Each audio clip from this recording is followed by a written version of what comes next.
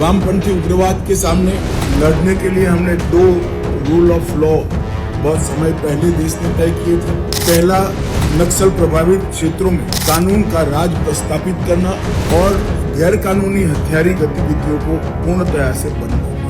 और दूसरा, इतने लंबे नक्सल आंदोलन के कारण विकास वहां पर पहुंचा नहीं, उनकी जो क्षति हुई वो क्षति को बहुत तेजी से बढ़ते हुए ये सारे क्षेत्रों में बहुत तेजी के साथ ये कमी को पूरा किया। पिछले कुछ वर्षों में हमने काफी सफलता प्राप्त की। 2026 मार्च तक आप सभी के सहयोग से ये देश दशकों पुरानी समस्या से मुक्ति पालेगा।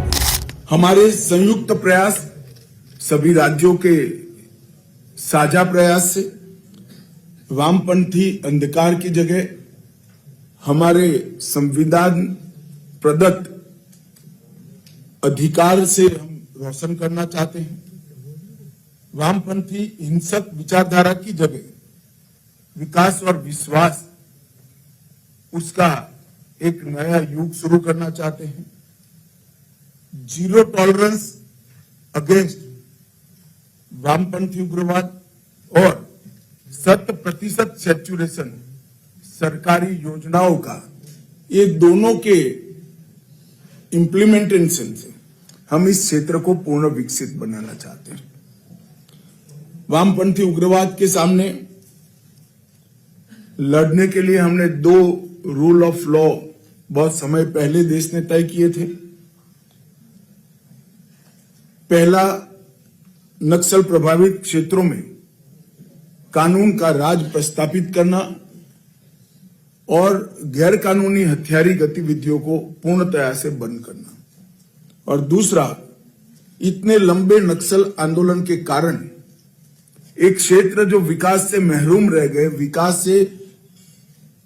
विकास वहां पर पहुंचा नहीं, उनकी जो क्षति हुई है वो क्षति को बहुत तेजी से बढ़ते हुए, चाहे टेलीफोन कनेक्टिविटी पहुंचानी हो, चाहे रोड की कनेक्टिविटी पहुंचानी हो, चाहे सस्ता अनाज की दुकान और स्वास्थ्य की सुविधाएं पहुंचानी हो, चाहे शिक्षा के क्षेत्र को पहुंचाना है, पीने का पानी पहुंचाना है, ये सारे क्षेत्रों में बहुत तेजी के साथ ये कमी को पूरा करना।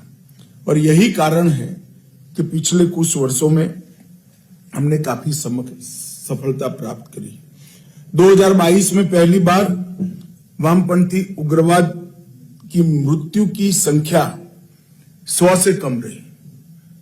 30 साल के बाद पहली बार ये आंकड़ा 100 के नीचे टच किया है। वो हमारे लिए बहुत एक प्रकार से आशा की किरण दिखाता है। 14 से 24 में बहुत कम घटनाएं दर्ज होती गई है, ग्राफ लगातार नीचे गया है।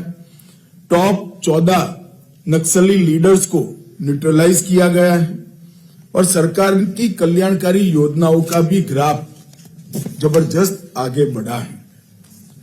एक प्रकार से इसका विहंगावलोकन करें तो वामपंथी उग्रवाद की लड़ाई अब अपने अंतिम चरण में है, ऐसा हम कह सकते हैं। और मैं विश्वास के साथ आप सभी को बताना चाहता हूं कि 2026 मार्च तक आप सभी के सहयोग से ये देश दशकों पुरानी समस्या से मुक्ति पालेगा। आज बूढ़ा पहाड़, चक्रबंदा, भीमबांध, ऐसे बरमसिया, ऐसे कई क्षेत्र आज वामपंथी उग्रवाद से मुक्त हो गए। वहां पर सैचुरेशन का काम चालू हो गया है।